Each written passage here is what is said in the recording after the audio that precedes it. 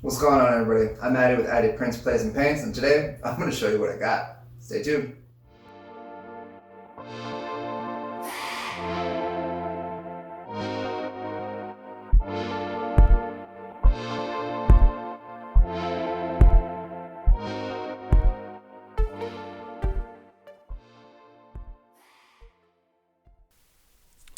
So these are the printers that I have. I have two printers at the moment. One of them is going to be an Ender 3 Pro. That's the printer on the right. Printer on the left is going to just be a regular Ender 3. I ended up getting a huge deal finding the Ender 3 on Facebook, so I bought that immediately. When I bought these, I was super new to 3D printing. It was quite a difficult mountain to climb, I would say, because I had no idea what I was doing.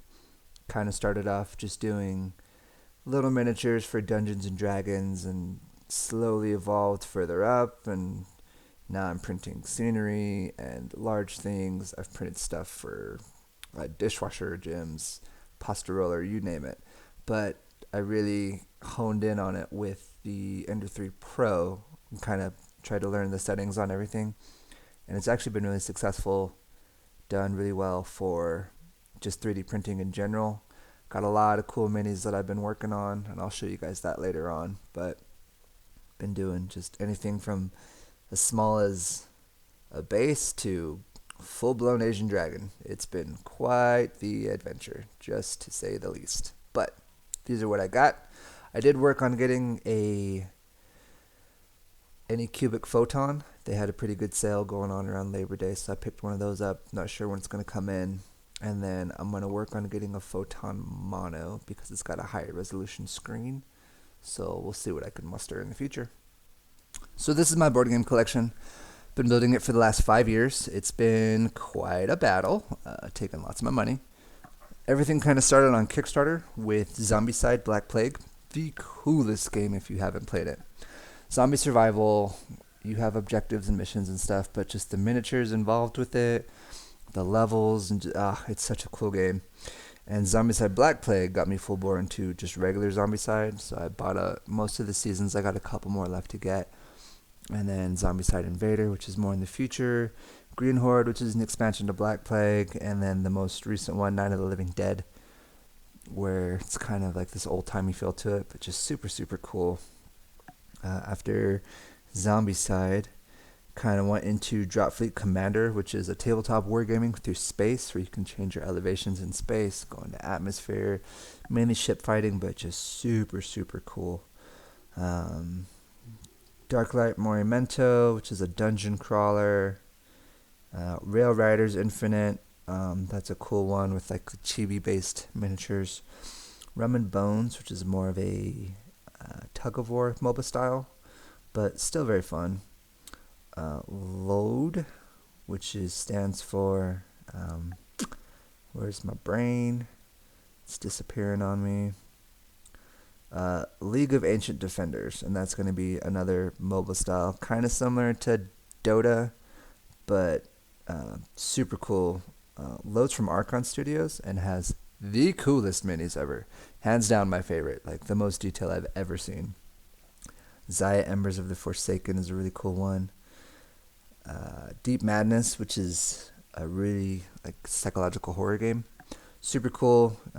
You actually fight your sanity, and when your characters go insane, the board tiles change, which is really, really cool. The Edge Dawnfall. That's another fun one. That's more of like a tabletop wargaming. Vanguard of War, also from Archon Studios. More of the mobile style. Tower Defense, actually, kind of. Not necessarily Tower Defense, but I'd say more Dota style. Gloomhaven, which is amazing. Again, if you haven't played it, you absolutely should. Endure the Stars is a good one. Fireteam Zero. Nemesis, which is like a miniature horror one. I'm actually actively painting those minis right now.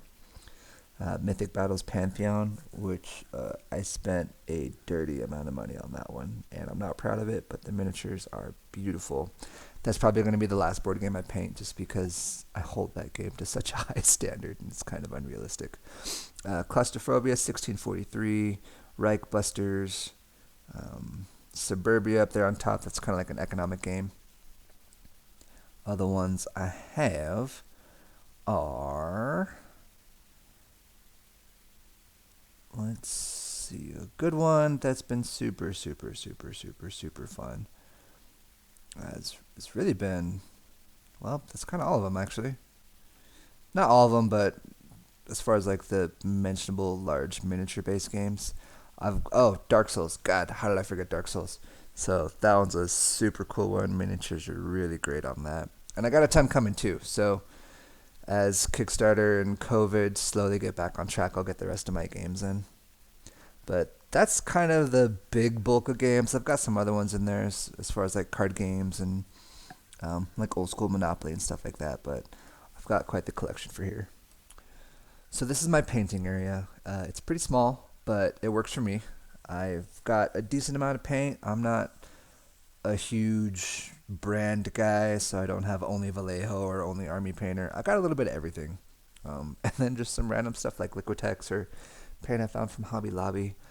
But it all kind of does the purpose. You adapt to what you have and make it work. And I feel like that's what I've done for this. Not an expert by any means. Started off painting Zombicide Season 1, and those miniatures look terrible. But I slowly got better over time, learned about shading and tones and highlighting and blending and all sorts of stuff. And I think I've come a long way from there. And it's just a fun hobby. Since then, I've done a lot more with the 3D printed minis just because I have a ton of them and I kind of don't want to mess up the board games I haven't done yet. Once I get to a comfortable spot, I'll start painting the games I really like. This newest one where I'm painting Nemesis. A little intimidated because they are awesome minis, but I think it's going good so far. We'll see if I can keep up that stamina. But just doing different stuff. I try to learn from what I can, watching videos from Squidmar, Miniac, Blackcraft, Black Magic Craft, I think. I think that's his name. I forget. But he's the hobby guy. They all offer a lot of cool expert stuff because that's their full-time career. So I'm doing this part-time as I have a full-time job. But being able to just take something, I'll give you an example. I follow MZ4250, which is Miguel Zavala. He does all the miniatures for Dungeons and Dragons, kind of on his own, like a cool thing for the community. But he has a Patreon, and every month he has a Patreon contest for painting. So one of them I tried to do and missed it by 2 days, unfortunately. But it was Celestials and Demons, so I did one for Orcus, and Orcus is a demon lord. And I wanted to do something different, so I printed him out, printed a staff for him, got a piece of bark and made that look like it was a rock he was standing on and put it in this pool of blood, added fur to his legs. There's a lot that went into it, but it was super fun, super cool, and it ended up turning out looking really great. And just being able to see an original miniature from Zombicide Season 1 to Orcus and be like, yeah, I'm getting better. It's going to take some time, but eventually I want to get to where this is more of a full-time thing, just kind of having fun and doing stuff that I love. But always keep trying to make yourself better, whether it's, you're only painting with 3 colors or set a time limit, stuff like that, to try to push yourself so that you can get a new talent or figure out your shortcomings and try to get better with it. So this is my board game table. Obviously you can't have board games and minis without having a place to play. I actually made it. That was an endeavor. I am not a carpenter, but we learned, and I drew up the plans and got everything designed. Application a little bit different, but it took a couple days, got everything sanded and stained. I didn't use a lot of hardwood, mainly because I'm poor, but I got it to work to where this was a good enough table to use for tabletop and have friends over and play it. It's recessed, so you can put some slats on top of it and then do a different game below and then a different game on top. But it's a fun one to have. I think everybody should try to make a game table at one point in time, just because get the experience and kind of figure out how do you want to play games. And then next to my board game table is my closet full of minis. So everything I've printed and painted or just printed, I got on my shelves in the closet. That way, if we're playing a game and we need a certain mini, I can just reach over, grab one, and put it on the table. Super helpful for D&D, nice for other games too. Eventually I want to make a board game, just been trying to work on that lately and kind of get the concepts down and how it wants to play, pull from as many games as I know of to try to make a unique and interesting experience. But I like having the shelves. I've seen a lot of people do it, but they have like a much larger room and everything's incorporated. I'll get there eventually, but right now, just kind of making the space fit for what I have. But it's good to see all the minis out, and you're not just having to like rifle through boxes and figure out where everything is. Just kind of make it accessible for you. But this is kind of what I have. It's a smorgasbord of stuff. So hoping this is enough to get interest for you guys and see if we can make something happen with all this.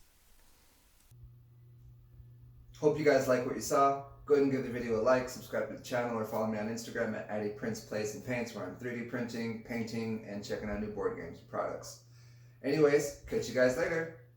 Keep printing. Addy out.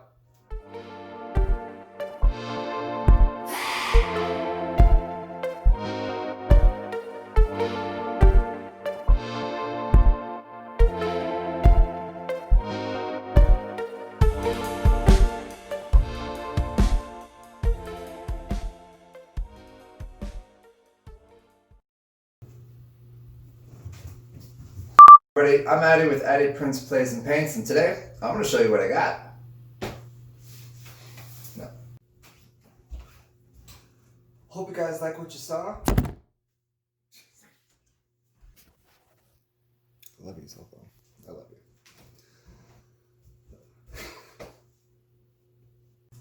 Take 4,552. Go.